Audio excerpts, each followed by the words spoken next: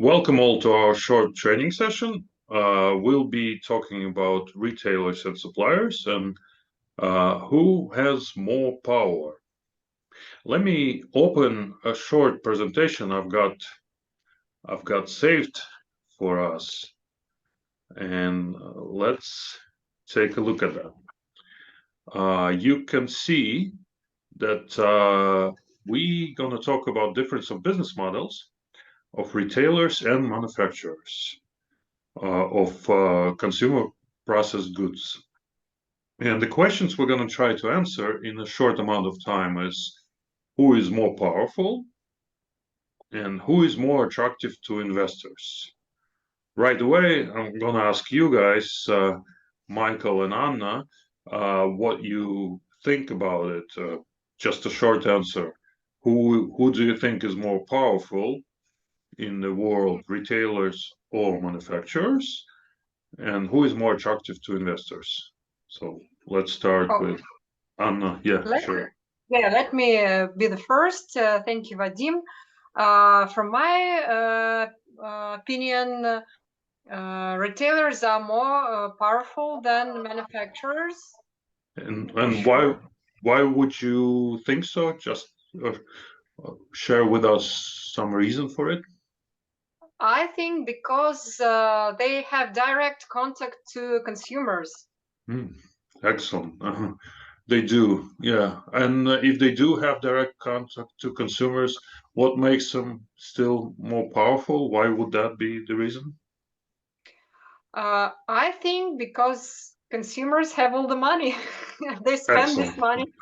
Couldn't agree more with that. And the second question, Anna, since we're talking to you first, who is more attractive to investors? Oh, I think manufacturers are.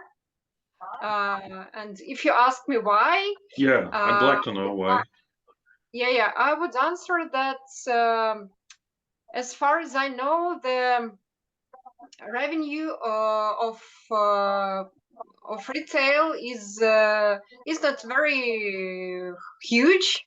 So the amount of money they earn is the percent of money they take as the revenue is not huge, and manufacturers are much more wealthy. So where investors go, where money are. Excellent. That's a good argument. Thank you, Anna. Very happy to hear your answers. And Michael, would you share with us your opinion? Who is more powerful? Yeah, I agree probably with Anna that retailers have been gaining more power during recent years because they're growing and getting more share of the market. And as Anna mentioned, they have access to actual consumer shopping behavior, which manufacturers are not able to get. But at the same time,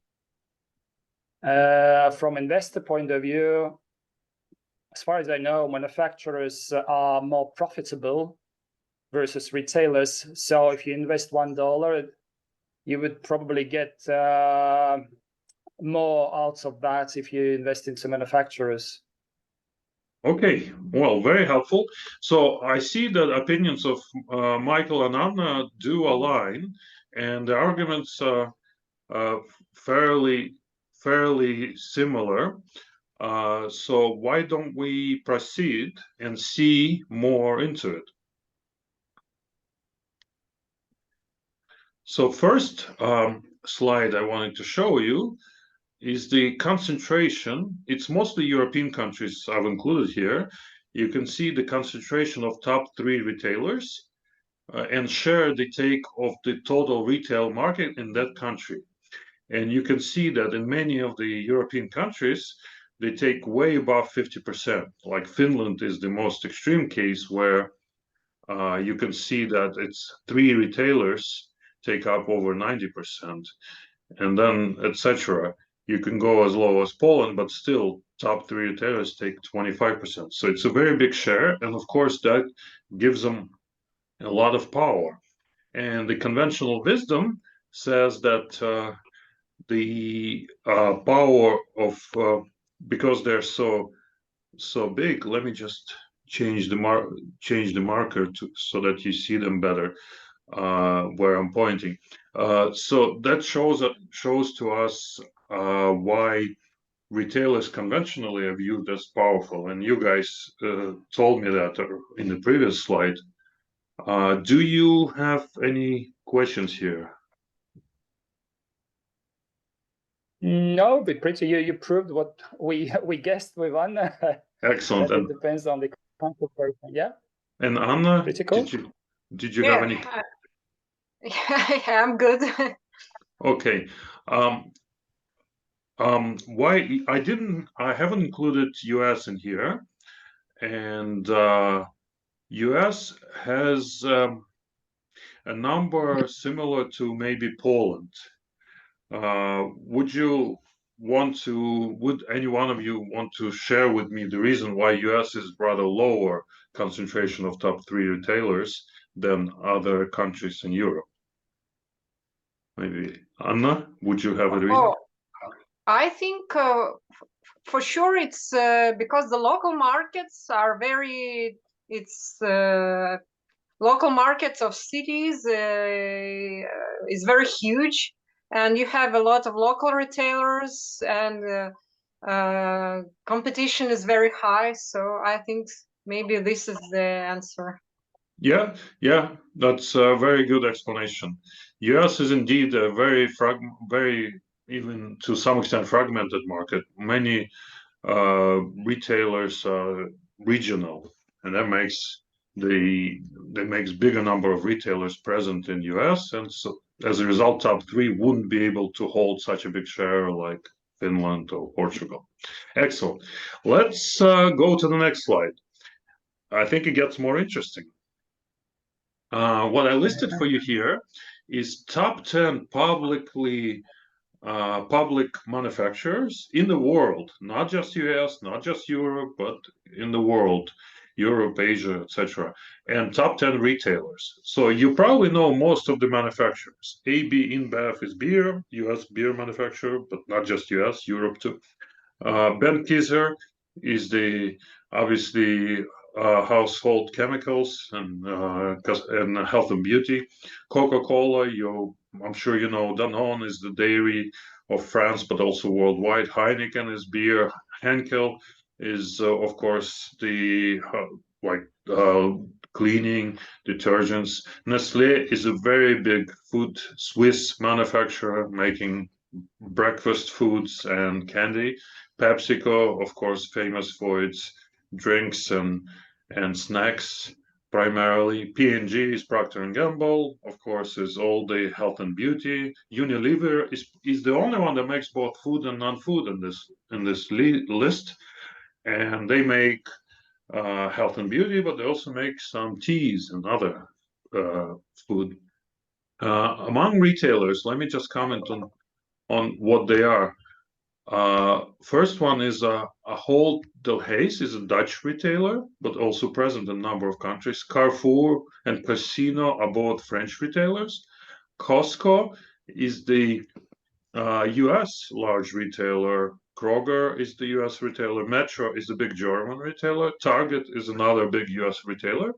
Tesco is a big British retailer, which I even happened to work for in the past. Walmart is a big US retailer, and Seven & I is the owner of 7-Eleven, a number of convenience stores present in many countries, including US and Japan, and also other places in Asia and America. So this is the list, and we've got top 10 here from manufacturers, top 10 from retailers. I have a question for you. If we mix them together, and we will decide, and I'll ask you to think about which ones make the biggest players. So these are 20 companies. We're trying to understand manufacturers, retailers, who is bigger, who is more powerful. So if we mix them together, which top 3 among these 20 would you name as possible top 3 biggest players in the world among these 20? and I'll make a note as you name those. So we can start with, let's say, start with Anna. Anna, can you give me top three? Oh, I think it's Carrefour, Carrefour, Metro, Metro, and maybe Walmart. and maybe Walmart. So, okay, what would be possible reasons for you naming these three? They're most well known for me. I read about them in newspapers more often, so that's the reason of my choice. Okay, that's a good explanation. If you hear it more, they're likely to be more present and bigger. Yeah, it's a good reason. So, Michael, what would be your suggestions together, manufacturers and retailers, top three among this 20? Yeah. Well, I would guess that among manufacturers, food production companies should be larger in size. Therefore, probably Coca-Cola, AB InBev, and probably the third one is Procter and Gamble. Excellent. And your reason for picking these three, could you share with us a short reason for it?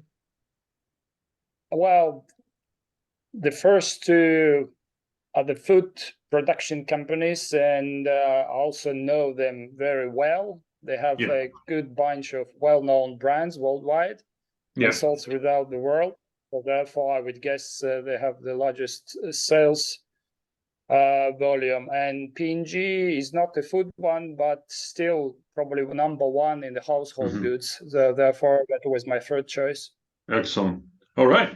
So let's now take these 20 and list them in the order of their annual sales. And let's be a little bit surprised. By far, the leader is Walmart in billions of euro. And then you can see, so Anna named Walmart. So Anna gets a small prize. Yeah. But then the next two are Costco and Kroger. And you can see most of retailers are further up, and most of suppliers who are blue, retailers are green, and suppliers are blue, are further down. And you can see that the first top three are Walmart, Costco, and Kroger. Yeah, it's a surprise. For me, it's a surprise for sure.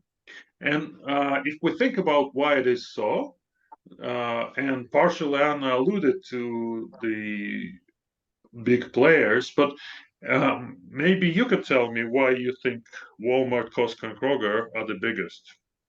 Now that you see the list, maybe one of you can. Maybe they're on the huge markets. So U.S. market, USA market is the largest. Very good. That's a very good answer, because Walmart, Costco, and Kroger are indeed three American retailers, and they are in the largest retail market in the world at this point. And it's easier for them to be big in a big market. When your market is bigger, you naturally can be bigger. And so this is the list. This is how it looks. But next, I want to take you to the next slide. In keeping the order the same, what we're going to do now is measure the market capitalization, which is that point about how much do investors value each company. And keeping the list the same in the same order, we see a big change. Walmart is no longer the largest. It's now the second largest. It's deflated a lot. And now the largest is Nestlé, and the second one is Walmart. Nestlé, Walmart, and the third one you can see is P&G. So Michael named P&G for a reason. He must have known something about P&G's popularity and attractiveness. Clearly. And you can see the fourth one is Coca-Cola. Michael named Coca-Cola. So I think when Anna shared her list, it was more about the sales. And when Michael shared his list, it was more about market cap. And really, asking you which players are the largest is a tricky question, because largest in what? And so you both answered your questions correctly, just answering slightly different question, which is excellent, because these are two sides we wanted to show. We wanted to show the sales on the previous slide and market cap. I'll just show you one more fun thing. Let's divide market cap by sales. And just for your information, we got this fantastic index that shows how many years of sales is the company's worth. Basically, a years of sales of Walmart, it's worth 0.55 of a years of sales. You can see all retailers, I'll make it short, are all below 1. And you can see all suppliers, all manufacturers are all above 1. So you can see how much more profitable and how much more investors value suppliers, just like you guys talked about, than retailers, which means supplier sales for investors are much more profitable and valued than retailers. Effective, for sure. Yeah, so very good findings today. And just to wrap it up, so what could we say? Who is more powerful now?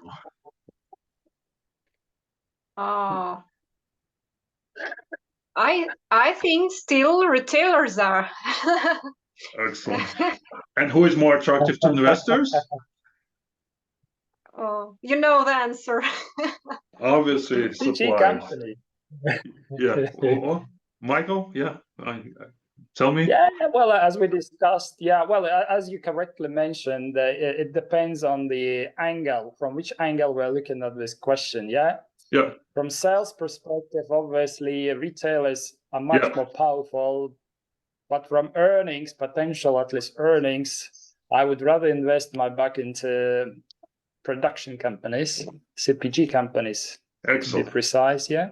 Yeah, thank you, guys. I'm gonna stop the demonstration, and I'm gonna thank you for this participation. You've done a hell of a job and helped me deliver this subject very briefly.